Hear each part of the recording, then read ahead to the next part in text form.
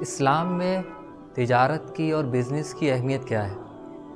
اس کا اندازہ آپ اس بات سے لگائیے کہ قرآن پاک میں کئی جگہ پر عبادت کو اور تجارت کو ایک ساتھ ذکر کیا ہے۔ آپ نے پڑھا لِإِيلَافِ قُرَيْشٍ إِيلَافِهِمْ رِحْلَةَ الشِّتَاءِ وَالصَّيْفِ، اللہ تعالیٰ نے ذکر کیا قریش کا کہ اللہ تعالیٰ نے ان کو ایک بہت بڑی نعمت سے نوازا تھا کہ وہ تجارت کے لیے سفر کرتے تھے، شام کا سفر کیا کرتے تھے، یمن کا سفر کیا کرتے تھے سردی اور گرمی میں۔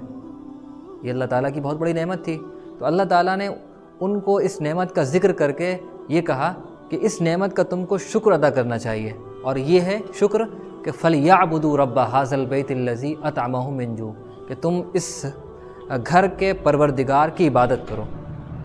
تو یہاں دیکھیے آپ، تجارت اور عبادت وہ ایک ساتھ ذکر آیا ہے قرآن میں۔ اسی طریقے سے ہم دیکھتے ہیں کہ قرآن پاک میں نماز جمعہ اور تجارت اس کا ذکر ایک ساتھ آیا ہے۔ فَإِذَا قُضِيَتِ الصَّلَاةُ فَانتَشِرُوا فِي الْأَرْضِ وَابْتَغُوا مِن فَضْلِ اللَّهِ، جب جمعے کی نماز پڑھ لو تو پھر زمین میں پھیل جاؤ اور اللہ تعالیٰ کے فضل کو تلاش کرو۔ یہاں پر بھی آپ دیکھتے ہیں۔ اسی طریقے سے آپ دیکھتے ہیں کہ تہجد کا ذکر، یعنی جو سورہ مزمل ہے، سورہ مزمل کے اندر اللہ تعالیٰ نے جہاد کے ساتھ تجارت کا ذکر کیا ہے۔ سورہ مزمل کا جو پہلا رکوع ہے اس کے اندر تہجد کا حکم دیا گیا ہے، اور جو دوسرا رکوع ہے اس میں اللہ تعالیٰ نے یہ بات بیان کی ہے کہ تہجد جو ہے وہ ہر ایک کے اوپر لازم نہیں ہے اور ساری رات پڑھنا بھی نہیں ہے۔ کیوں؟ اس کی وجہ بیان کی ہے، کیونکہ دن کے اندر کچھ لوگ وہ ہوتے ہیں جن کو اللہ کے راستے میں جہاد کرنا ہوتا ہے، اور کچھ لوگ وہ ہوتے ہیں جن کو تجارت کے لیے، بزنس کے لیے سفر کرنا ہوتا ہے۔ وآخرون یضربون فی الارض وآخرون یقاتلون فی سبیل اللہ، کہ کچھ لوگ اللہ کے راستے میں جہاد کرنے کے لیے جاتے ہیں اور کچھ لوگ وہ ہیں جو تجارت کے لیے سفر کرتے ہیں۔ یہاں تجارت کو جہاد کے ساتھ اللہ تعالیٰ نے ملا کر ذکر کیا ہے۔ اسی طریقے سے تجارت کو اللہ تعالیٰ نے ایک جگہ پر حج کے ساتھ ذکر کیا ہے۔ اصل میں جاہلیت کے زمانے کے اندر جب حج ہوتا تھا تو اس میں بہت سی کسٹمز اور بہت سی ٹریڈیشنز بیہودہ قسم کی تھیں۔ ظاہر اسلام جب آیا اور اس کو ختم کر دیا، تو اس میں جو کسٹمز تھے ان کو ختم کیا، تو تجارت کے میلے لگا کرتے تھے، کاروبار بھی ہوا کرتا تھا۔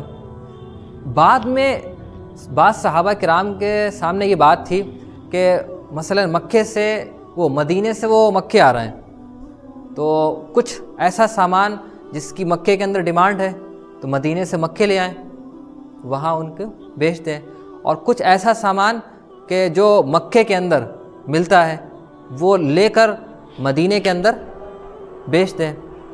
یا یہ کہ مکے کے اندر ہی اگر کوئی لوگ رہتے ہیں اور مختلف ملکوں سے، مختلف علاقوں سے لوگ آ رہے ہیں تو ان کو کچھ سامان بیچ دی، اس طریقے کا کوئی کاروبار کر لیا جائے، ایسا ہو سکتا تھا۔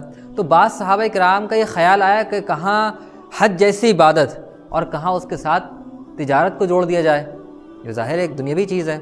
تو اس کے لیے اللہ تعالیٰ نے ارشاد فرمایا لیس علیکم جناح ان تبتغوا فضلا من ربکم، تم پر کوئی حرج نہیں ہے کہ تم اللہ تعالیٰ کا فضل تلاش کرو۔ یعنی حج کرنے کے ساتھ، حج جیسی عظیم عبادت کے ساتھ اگر تم تجارت بھی کر لیتے ہو، اگر تم بزنس بھی کر لیتے ہو اور اس سے کچھ مال بھی کما لیتے ہو، کوئی مسئلہ نہیں۔ تو اس میں آپ ایک چیز تو یہ دو چیزیں دیکھ رہے ہیں، ایک چیز تو یہ ہے کہ بہت اہم عبادتوں کے ساتھ تجارت کا ذکر مل رہا ہے، اور دوسری یہ کہ قرآن پاک کی ان آیتوں میں بار بار تجارت کو، مال اور دولت کو اللہ تعالیٰ کا فضل قرار دیا جا رہا ہے۔ اور تجارت کی فضیلت کے لیے اس سے بڑھ کر اور کیا بیان کیا جا سکتا ہے کہ تجارت کا اور دعوت کا بہت گہرا رشتہ ہے۔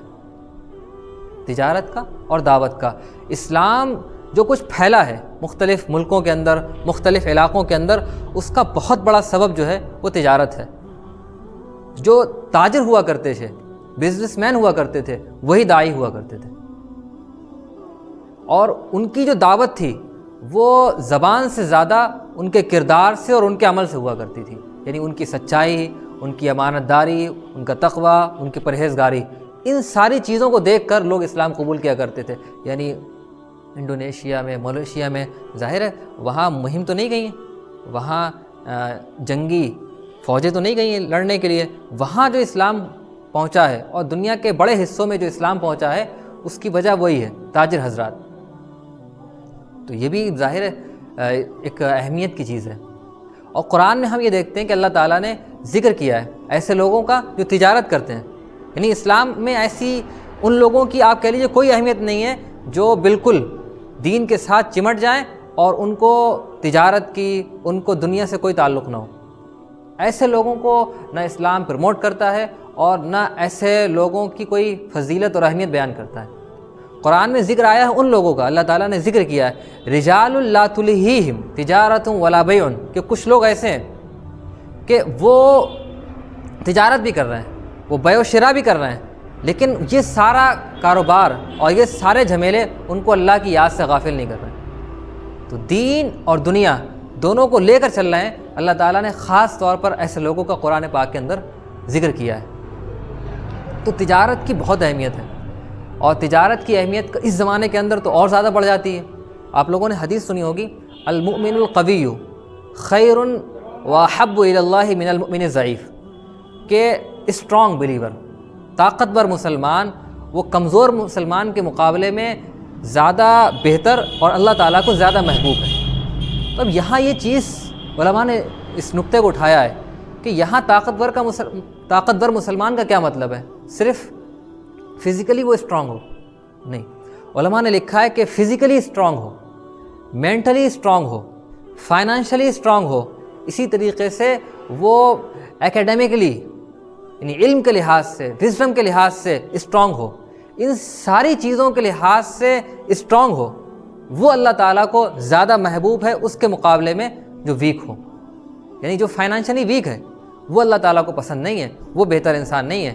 جو علم کے لحاظ سے کمزور ہے وہ اللہ تعالیٰ کو، کیونکہ جو اسٹرانگ ہوگا، چاہے علم کے لحاظ سے مضبوط ہو، چاہے وہ معاشی لحاظ سے مضبوط ہو، وہی خیر کا کام انجام دے سکتا ہے، وہی سماج کے لیے کوئی خدمت انجام دے سکتا ہے۔ کمزور لوگ کیا کر پائیں گے؟ تو یعنی معاشی لحاظ سے اور فائنانشلی مضبوط ہونا یہ آپ کہہ لیجئے اسلام میں مطلوب ہے۔ اسلام اپنے ماننے والوں سے یہ چاہتا ہے کہ اس کے ماننے والے مضبوط بنیں۔